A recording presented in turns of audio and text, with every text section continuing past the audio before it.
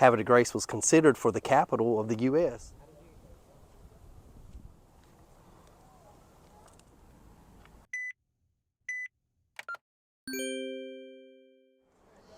Hey y'all, what's going on? Today I'm in beautiful Havre de Grace, Maryland, in Hartford County, and this is a beautiful maritime city, and it's right at the gateway at the Chesapeake Bay.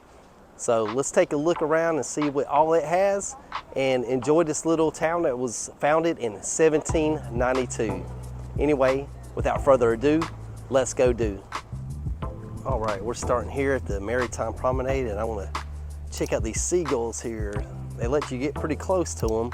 I guess they're used to people being around them. Looks like the water's up though. It's pretty high here. Let's go take a look. Yeah, look how the water's just coming right up here. It's pretty neat. Invasive catfish in the Chesapeake Bay watershed. Flathead catfish and blue catfish. So they're asking for your help and don't want you to catch and release. They want you to keep them because they're an invasive species here. Check out that seagull. I'll tell you what, it's pretty cool. Oh, wow. I was gonna say, I didn't think he was gonna leave.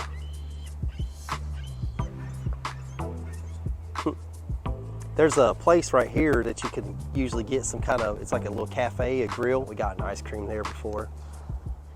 All right, we're gonna walk up through here and go across this boardwalk and head towards the lighthouse.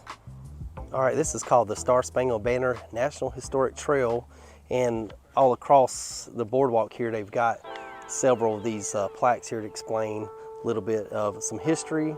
It's part of the Maryland Heritage Area. I'll let you read that. You could take a screenshot of it if you'd like and read a little bit more about it. Man, check out that, that's so beautiful. Here in November. And here's a little map of Havre de Grace. Lower Susquehanna Heritage Greenway. State of readiness.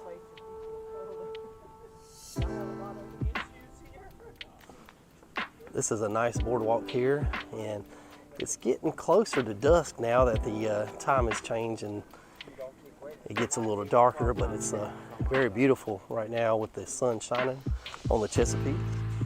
Some history about Havre de Grace is in 1781, in September, the Revolutionary War troops camped en route to Yorktown, and also they camped here again right after Cornwallis' surrender.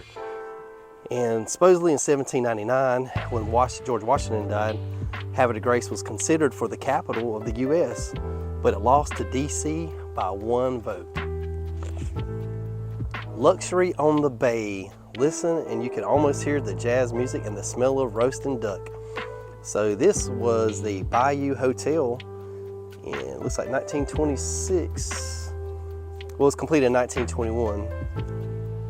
And that's the Bayou Hotel right there. That's nice. Imagine sitting there, having a dinner, roasted duck, and sitting there looking over at the Chesapeake. So now, according to this, it's a now privately owned condominium association. And this is actually the Havre de Grace Decoy Museum.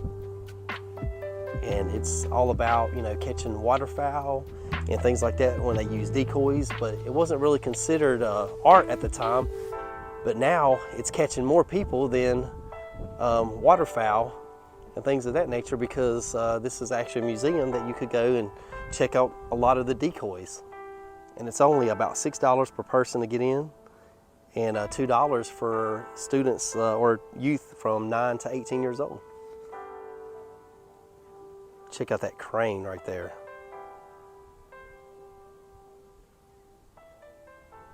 That's awesome. Attack at Frenchtown. Here's some information again, if you want to screenshot it and read that. And here's a nice little Christmas tree they got on a little barge out there. Obviously in this video, it kind of looks like, with the fall kicked in. It's kind of like brown and, you know, dark green and stuff, but I bet in the springtime and summer it's really nice here. Because even though with the kind of colors, it's still really beautiful still, nonetheless.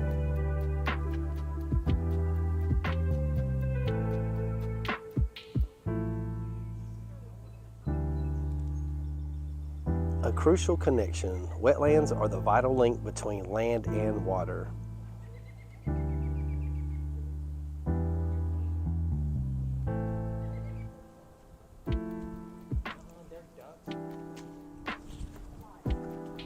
All right, now this is the Havre de Grace Maritime Museum, and it's only $5 per person or $10 per family with a max of 2 adults. And their mission here, they say, is to collect, document, preserve, and interpret the historical maritime skills, culture, heritage, and environment of the lower Susquehanna River, upper Chesapeake Bay region, and their watersheds. Again, this is really neat with all the lights on here. And here's a good kind of a upper Chesapeake Bay map where it shows where we are right here, Havre de Grace, and we're about to go to this lighthouse here in just a minute. And here we are at the Concord Point Lighthouse. And like I mentioned earlier, it was founded in 1782, but it was incorporated in 1785. That's Havre de Grace. We're gonna go take a closer look at the lighthouse, but I did want to show you the Concord Point Keeper's house.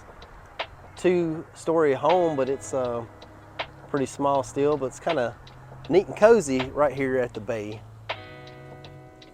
All right, here's the lighthouse, and here's the hours of operation: April through October, Saturday 10 to 2, and Sunday 1 to 5, weather permitting. And it's closed right now since it is November. Concord Point Light Station, built in 1827 of port deposit granite by local contractor John Donahue. He built the earliest lighthouses on the Chesapeake Bay. It was decommissioned in 1975 as the oldest Chesapeake light in continuous service. Wow, you can see how old it is, and very small. It's a, you know, you just imagine lighthouses being real tall, and I guess at the time it may not have needed to be that tall, and there might be reasons why. Oh, this is neat. It's got the lighthouse builder, light keeper, and keepers of the light from the years in service, it looks like. Of course, they only have till 1920. Havre de Grace, War of 1812. Here on the morning of May 3rd, 1813, British forces under Admiral Cockburn landed, sacked, and burned the town. The principal defenses were 2 small batteries on Concord Point. The Potato Battery on high ground was manned to the last by John O'Neill. And look how small this door is leading to the lighthouse. Havre de Grace Historic District, 1827. I feel like I could almost scale this thing, huh? Should I give it a try? No, probably not. Probably won't be legal for one thing. And here's a cannon of the War of 1812. It marks the site of the Battery of Concord Point, where John O'Neill served the guns single-handed during the British attack upon Havre de Grace. Man, I tell you what, it's so beautiful out here. The British landing. I like these sculptures here. An owl and an eagle. Woodpecker. Let's see if I can name these. I'm already defeated because I think it looks like an eagle. That's an osprey. I don't even try to guess, so I can just look here. Oh, a Baltimore Oriole here in Maryland. That's very fitting, isn't it? I think these are all new since I've been here last. Brown pelican. Common loon. Canada goose. Giant blue heron.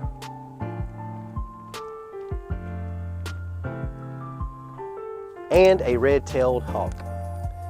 All right, let's take another last look at the lighthouse from here, man. I tell you what, such a quaint little nice town here on the Chesapeake Bay.